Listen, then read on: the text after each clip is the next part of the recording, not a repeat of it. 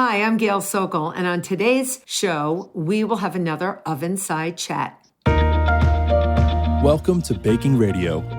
Learn the art and science of baking with author, educator, and award-winning chef, Gail Sokol. Whether you've been baking your whole life or you're brand new to the world of baking and you're looking to build your confidence and learn new skills in the kitchen, you're in the right place. This is Baking Radio. On today's show, I'd like to introduce you to Marshall Savitt. Marshall, I want to welcome you to Baking Radio. Marshall's going to be my guest today. He is a former culinary student of mine, and he has been on a quest to get the perfect pizza and pizza crust. Welcome, Marshall. How are you? I'm great. How are you? Thank you for having me. You're welcome. I'm glad that you could come on and be a guest. It should be a lot of fun. So tell me about your quest. What inspired you to make different pizza crusts and keep going for the perfect pizzeria pizza?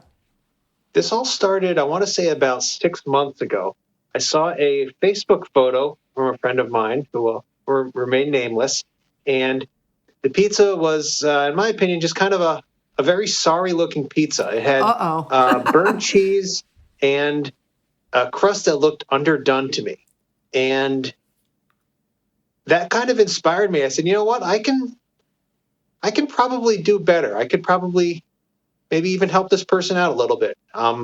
And I got basically into the weeds, looking at different types of flour, different cooking methods, different cooking surfaces, experimenting with different oven temperatures, just in a quest to make the best pizza that I can. I was trying to duplicate restaurant-style pizza, which is very difficult to do at home because home ovens just don't get hot enough to really simulate restaurant-style pizza. But I think I've gotten pretty close. Oh, yeah? All right. So tell me. So what sort of results did you get when you made the dough with different type flours? Start with something like all-purpose flour. So I started with just regular plain old all-purpose flour, and I got a decent dough out of it. It certainly would be recognizable as pizza dough, but it didn't really have the chewiness that I was looking for, that I think you look for in a really good restaurant pizza. Mm-hmm. I moved on from there and purchased the highest gluten or the highest protein content flour that I could find. I believe it was up around 14% protein content, hoping that would aid in the gluten development and allow me to get a chewier crust, which is what I was looking for. And did it do that? Did you use like a bread flour? Yeah, it's high protein bread flour. Okay. So, because I know I've had very good results with like King Arthur bread flour, because I think it's close to 14, but you use probably a high gluten bread flour, right? Yeah, correct. Yeah. Okay. And it came out much better. I was able to notice a difference just while making the dough. It taxed my mixer a little bit more than the all-purpose flour. Yeah. Oh, wow. Okay. Now, did you mixed it in the mixer, not by hand? Correct. Okay. Have you ever done it just by hand? I haven't. It's a lot of work to mix pizza dough by hand to really develop the gluten. I just figured, since I have a stand mixer with a dough hook, to let that do all the hard work. Right. And you know what? You might want to try that sometime. So mix it in the mixer with that hook for like a minute or two, and then stop the mixer, take it out, and put it on a work surface with like a dot or two, like a drop of oil, like olive oil, and slap it around a bit. Don't use any more flour because you don't want to dry out that pizza dough.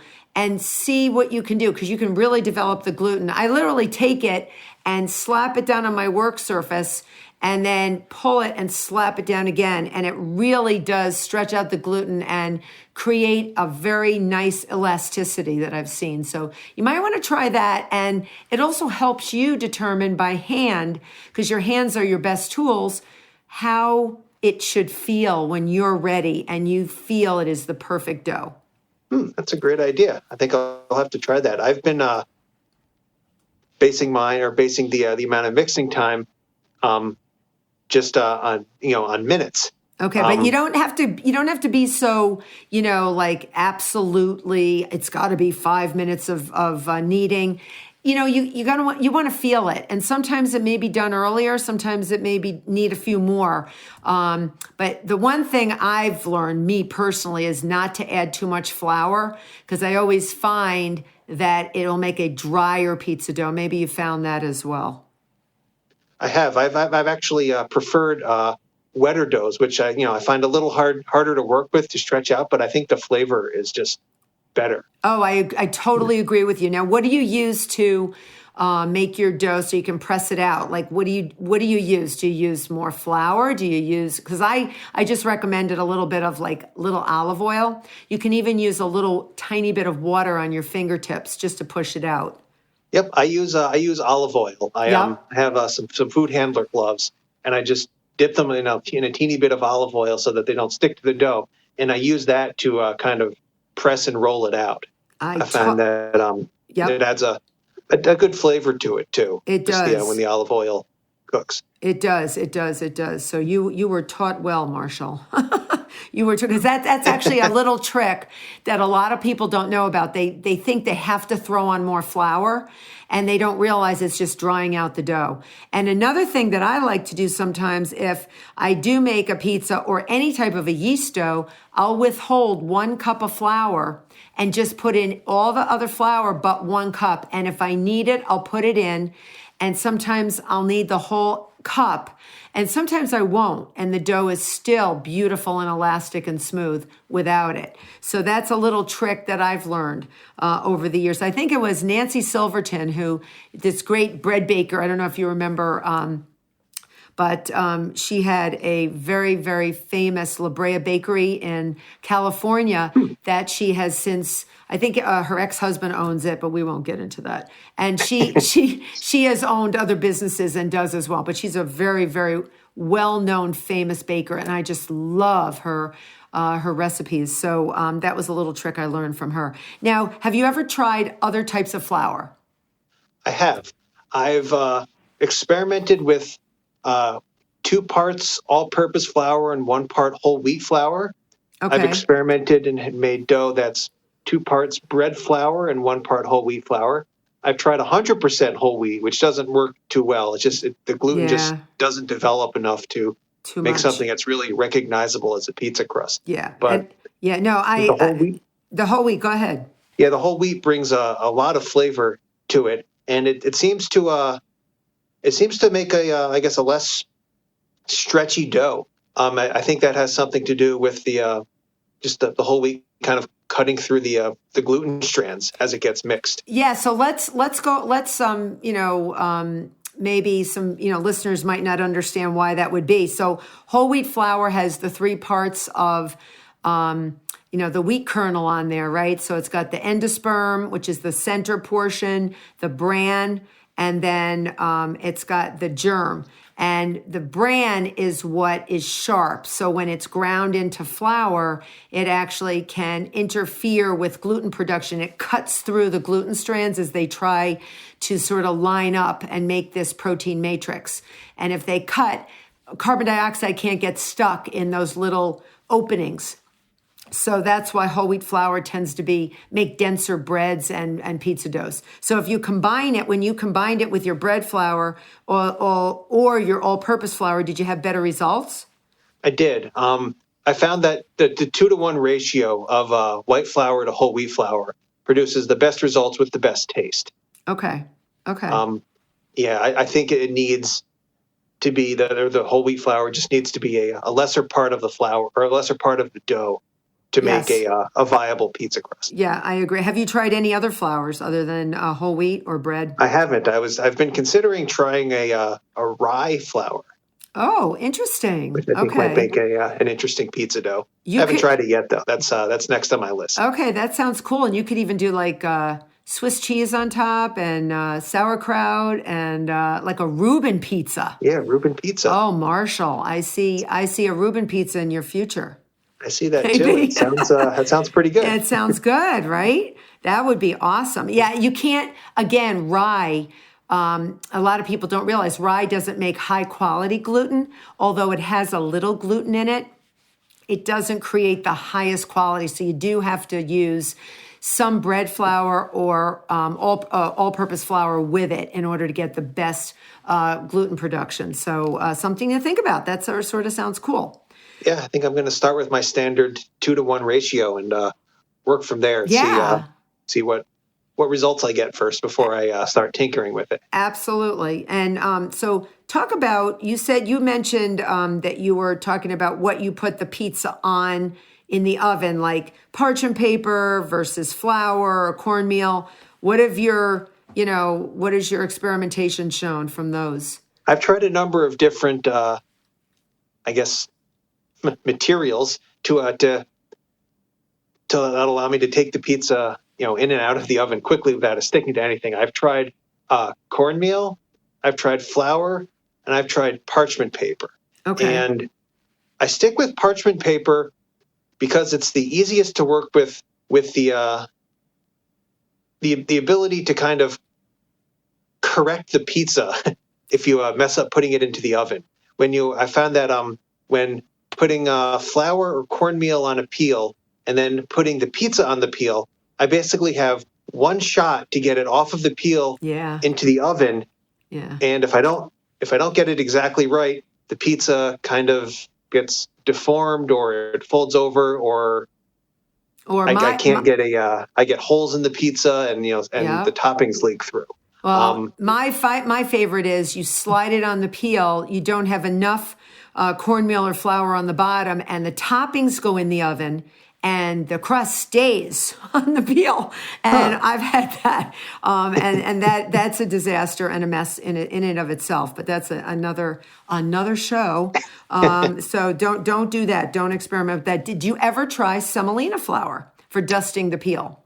I haven't. That sounds like a good idea, though. Semolina is a much lighter flour, right? Yeah, and it's harder because it's made from durum wheat. So it actually, cornmeal I find burns. Whenever I make pizza crusts and I bake them ahead and I keep doing it over and over throughout the baking process, they get darker and darker, and you can't clean the peel when it's super hot in the oven. So it burns. But semolina doesn't char as easily as flour or cornmeal. So you may want to try that sometime. All right, yeah, I'll have to look into that. And I've been sticking with parchment paper, where I make the pizza on the parchment paper and slide the whole thing into the oven, on the parchment paper, let it cook for about 5 minutes, and then take the parchment paper out and let the pizza finish cooking on the pizza steel. Did you put any cornmeal under the parchment paper? No, it comes right out after about 5 minutes. Just the dough cooks and it separates itself from the parchment paper. Because I really like the crunchiness of the cornmeal underneath sometimes. So sometimes I leave a bit on there, even if there is parchment paper. So what is the difference in your pizzas from parchment paper versus flour and cornmeal? Do you detect the difference in the crust itself? Yes, there's a slight difference. I've found that the parchment paper kind of works as like an insulating layer, and the bottom of the pizza doesn't get like the same scorch marks that it would when I used flour or cornmeal. Okay. And I mean, I've decided to make the trade-off just for the convenience of being able to slide the pizza in and not have to worry about it. But there is a definite difference. And one of the issues, I guess, with cooking with parchment paper and then taking it out is you open up the oven door to take the parchment out and you've let a whole bunch of the heat out as well. Yeah. So your high temperature just went down again and it's got to come back up. Do you have a pizza stone, right? Yeah, I have a pizza steel. Oh, so okay, so it's steel. Okay, right. And that, you know what? There's pros and cons to using both. I have a pizza stone, but I made a mistake. I went through a pizza stone many, many years ago, and I tried to wash it. You cannot wash your pizza stone because it goes from super hot to super cold, and then it cracks, and it just broke in, I think, about 4 pieces. It was unbelievable. They're very fragile. and they can crack over time. So a pizza steel is like the new fangled thing to do. So how did you find out about a pizza steel? I looked online I think I searched for the best way to cook pizza at home. Okay. And that was there was an article about this newfangled thing called the pizza steel. Now, is it and heavier? I read it and said, no, is it this heavier? seems like, heavier than a pizza stone or lighter? Yeah, it weighs about 20 pounds. The pizza steel? Yeah. Oh, wow. So it's pretty heavy. Yeah. Okay. It takes a long time to heat up to get to a temperature that you'd want to cook on. How long do you let it heat up for before you make a pizza? Absolute minimum of an hour. Yep. Yeah, and same for the pizza stone. I think everyone should leave their ovens to heat up for about an hour. Now, what's the temperature you make your pizzas at? I cook it at the highest possible temperature my oven goes to, which is 550. Yep. Okay. That's that, about right. Yeah. That a minimum of an hour and a half is really better, though. That if I'm going to cooking multiple pizzas, I really need that extra half hour of preheating just to, I guess, have the steel just kind of packed full of heat. Now, does your oven tell you when it's up to temperature, or do you have to just look at an oven temperature and oven thermometer inside? I rely on the on the 3 beeps that my oven emits when it's at 550 degrees. Okay, so it does tell you. Okay, that's good. Yeah, that's good. All right. It's probably not 100% accurate, but I've been using that method this whole time, so I'm little reluctant to change it at this point. And how long do you make your pizzas? Like, how long do you bake them for? It actually depends on which pizza I'm baking. The first pizza takes about 11 minutes. The second one takes 12, and I believe the third one takes 13. Boy, Marshall, it sounds like you're making pizza for an army over there.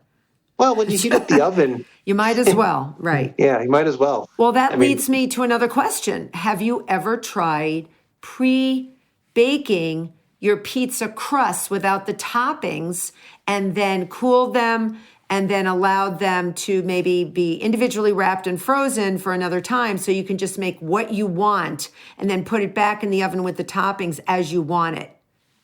I haven't, and that sounds like a great idea. Because then you don't have like 3 huge pizzas and it's only, you and maybe a couple of friends eating it and you don't finish it. And, what do you do? I've also grilled pizza crusts and they come out amazing. You just have to oil your grill and not do it too high a temperature. And it really puffs up and they look amazing. And you do want them to get sort of, brown and make sure they're cooked through. But you may want to try that as well. Yeah, I'll have to look into that as well. All right. I'm intrigued by this idea of pre-baking the pizza crust because I can make a whole bunch of pizza crusts and not have to worry about eating all the pizza before it spoils. Yeah, and changing the quality, because I find if you're making pizza and sure, I'm sure you're a guy, you probably like cold pizza the next day. I'm not into that, so I like my pizza. I'm a little sort of a frou-frou about that. I like I'm bougie and I like it fancy and fresh out of the oven with the hot mozzarella and that first bite, gooey and everything. So. I'm with you there. Yeah. So you might want to do that. You can even make individual pizzas, small enough, 7, 8 inches, 10 inches, depending on how many people you want to feed. You can even make a big round 14-inch. You can buy pizza shells that are already cooked. And I'm sure that is not what you or I would do, because we are beyond that. But pizza, people do that. So you can make them ahead and you can freeze them successfully. So give it a try. Okay, yeah, I'll definitely try that. Now, have you ever made a pizza in a cast iron skillet? I have. Before I got my pizza stone, that was my go-to cooking method. Oh, okay. So tell me about that. How did it work out? So it worked out well until I got the pizza stone. Then I realized how much better it could have been. Okay, so you don't like it as much in the cast iron. Excuse me. No, I think the stone produces a better quality pizza. I've had difficulty getting the the crust to cook all the way through and to have the cheese melt to the perfect level that I want it when I'm cooking it in a cast iron skillet. I've tried. I wonder why. Why do you think? I don't know. It might have something to do with the water content of the crust. Since I like watery doughs, maybe all that water has to evaporate first, and by the time all the water's evaporated, the cheese is cooked beyond what I want it to cook at. Or, I don't know. So I have an idea, because it's possible, because cast iron skillets are like deep dish, right? Mm-hmm. So that pizza would be like, you may want to try just putting the dough in there, parbaking it, just like part of the way, like maybe 5 minutes so it's not so doughy. Then put your toppings on, take it out, put your toppings on, and put it back in the oven. I've actually done that. That's actually how I improved my cast iron skillet pizza. Okay, good. I would par-bake it. I actually would par-bake it on the stove. Oh, that's a good idea. Yeah. Okay. Because I would crank the stove up. It would heat up the cast iron skillet nice and hot. I would par-bake the dough, flip it over, and then put the toppings on. I'm putting basically raw dough right back onto a hot skillet, and then putting the toppings on, then putting that in the oven. I found that cooks the pizza all the way through, and completes cooking the toppings to it, and it takes about the same amount of time. That's a cool idea. I never thought of, parbaking it on the stove and then flipping it over. That's sort of like a frittata in a way. Yeah. And then you put the toppings on. Yeah, very cool.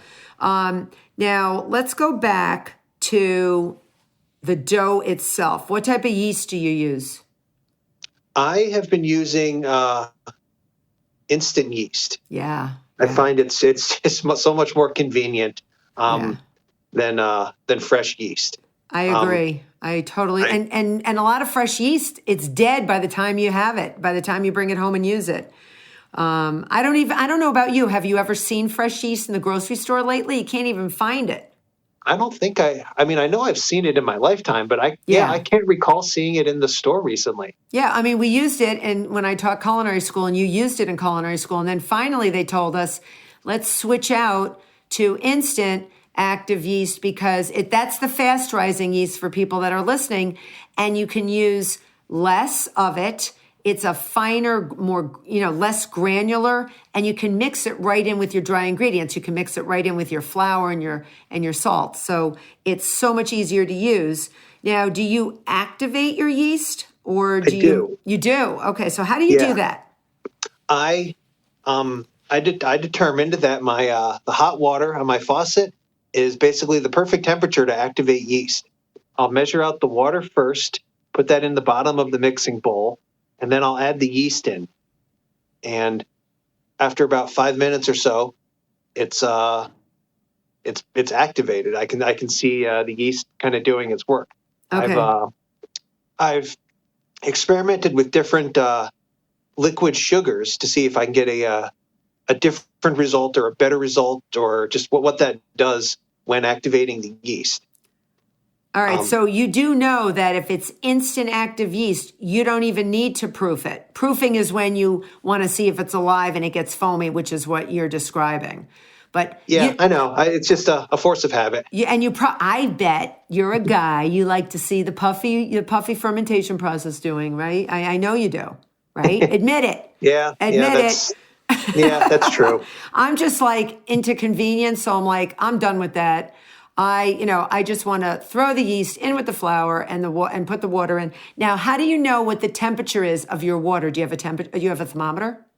Yeah, I have an infrared thermometer, and I've measured it around about 110 or so. Yeah, that's my perfect temperature, because yeast dies between 138 and 140 degrees Fahrenheit. And if you kill your yeast, you got nothing, as you know. So what type of sweeteners do you use? I've experimented with honey, agave, malt syrup, and I believe I tried maple syrup once just to see what would happen. Oh, that in pizza, really? Well, I'm not using a lot of it. I'm using maybe a tablespoon at most. Okay, maybe a maple bacon pizza's in your future too. Maybe. That With- sounds pretty good. With smoked mozzarella, Marshall, that would be amazing. So Wow, that sounds phenomenal. it really does. So note to self, I'm going to try that myself. So I don't put any sweetener in my pizza dough at all. That's okay if you do. That's okay if you do. Yeah, I haven't okay. really been able to tell the difference between the sweeteners, like in terms of flavor or in terms of just differences in the dough. How much do you use? How much do you use of the sweetener? It's about no, it's not too much. Probably about a tablespoon. Oh, that's a lot. That's a good amount. So you don't taste the sweetness at all. No, I've been sticking with malt syrup lately. I like just the flavor of that and the smell that it gives off. Okay. All right. When the yeast is proofing. Okay. I mean, that's usually not an ingredient that you usually find in a pizza dough, but that's cool. If you're seeing maybe more yeast activity, malt syrup is really like the food for yeast. They love to eat that before they begin the fermentation process. So that's a good thing because yeast loves sugar as microorganisms. And that's cool. If it works for you, do it. Do you put any other spices in your dough? Like sometimes I'll put in garlic powder, onion powder, or some dried herbs. Do you ever do anything like that? I haven't put that in the dough. I put salt in just for flavor and to retard the yeast proofing. I mostly put the spices in on the crust itself, though. Okay. When I'm getting ready to bake it, that's basically one of my layers. Okay. I've recently discovered the joys of everything bagel seasoning as a pizza crust seasoning, which is very cool. Which is really good. I'd recommend that to all the listeners out there. Yeah, absolutely. No, everything bagel is absolutely incredible, and that you do that with like a mozzarella and a typical pizza sauce. Yeah. Okay, that sounds cool. Yeah, just the salt and the onion and the poppy seed just combine and add flavors that you don't necessarily always get with pizza, but they work really well with. I haven't found a pizza that it doesn't work with yet. Well, I'm thinking of a Wolfgang Puck pizza that might work with your everything bagel. Think about this. So you have your pizza crust. You put some everything bagel spice, maybe either in the dough or like you like it, mix it in with some cream cheese or creme fraiche, because that's what Wolfgang Puck does at Spago in California. And you dollop, he's very famous for this, and you dollop little bits of creme fraiche all over your cooked pizza dough, and then you put smoked salmon on it. That sounds pretty good. That sounds really good, actually. Right? Doesn't that sound yummy? With the everything bagel spice, that would even up Wolfgang Puck's game. That would be amazing, Marshall. It would be. That sounds like that is definitely in my future. Yeah, that sounds like a great pizza, doesn't it? It sounds yummy. Almost like a brunch pizza, right? Yeah. But it's hearty enough to work for basically any meal, too. Absolutely. Well, you know what? This has been a very fun conversation. And I want to thank you so much for joining me. You're very welcome. Thanks for having me. You've been a lot of fun, and I learned a lot, and I think you taught me a lot. And you really are the chief experimental pizza maker. I have never heard of anybody making that many pizzas. So you must eat a lot of pizza. Not too much, but I would say a decent amount. Yeah, I think you do, and I'm not judging you. I'm with you. I love pizza. I could eat it all the time. So Marshall, thank you so much for joining me. You've been a wonderful guest on one of my oven side chats. And again, my guest has been Marshall Savitt. He was a former star student of mine in culinary school. He's laughing, but it's true. And I want to thank you so much. This has been season 3 of Baking Radio. And thanks so much for listening. You can follow me on Facebook, Instagram, my YouTube channel, and my website, chefgailsokol.com.